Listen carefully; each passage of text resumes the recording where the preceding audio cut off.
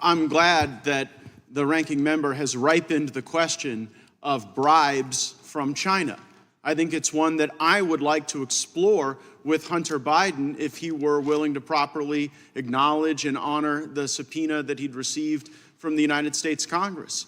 And if there's any comparison on the Trump policies toward China and the Biden policies toward China, I am eager to engage in that comparison because President Trump put tariffs on China.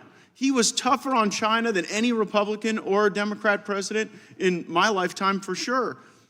And what I've learned about studying bribes is that when people pay them, they typically want something in return. And so when you've got these allegations about Trump in China, you're able to easily compare that to a record where Trump cracked down on China. Now let's compare that to the Biden record.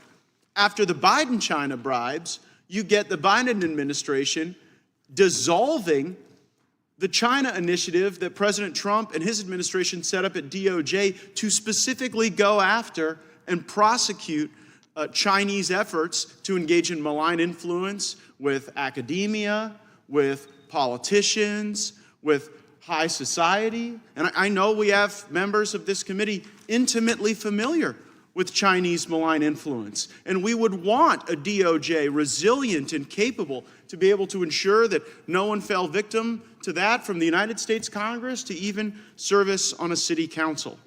Now, Hunter Biden had this interesting email exchange on his laptop related to China that I can't wait to ask him about when a judge ultimately orders him here or to a jail cell. Why was Hunter Biden hosting the annual meeting for his investment fund at the home of the Chinese ambassador? Seems like an odd choice. There are a lot of great venues in Washington that could host the meeting for your annual investment fund, but when you choose to do it at the home of the Chinese ambassador, that seems to send a pretty clear message that it's hard to figure out where China ends and the Bidens begin. And I found it particularly interesting that while Hunter Biden was personally setting up this special and unique venue to convince people to invest in his fund based on his close ties with the Chinese, that all he had to do to secure the venue was agree to a private one-on-one meeting with the ambassador beforehand, which the emails indicate Hunter was readily willing to do.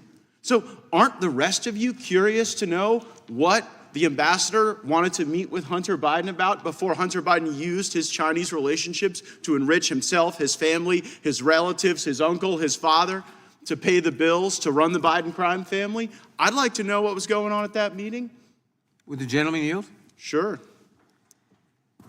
Let me just say, it may very well be that what Hunter Biden was doing was wholly improper.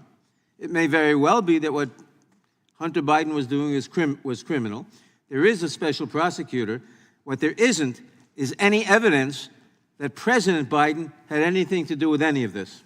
Well, I would suggest that the ambassador from China probably wasn't requesting a one-on-one meeting with Hunter Biden to go over investment tips and investment strategies.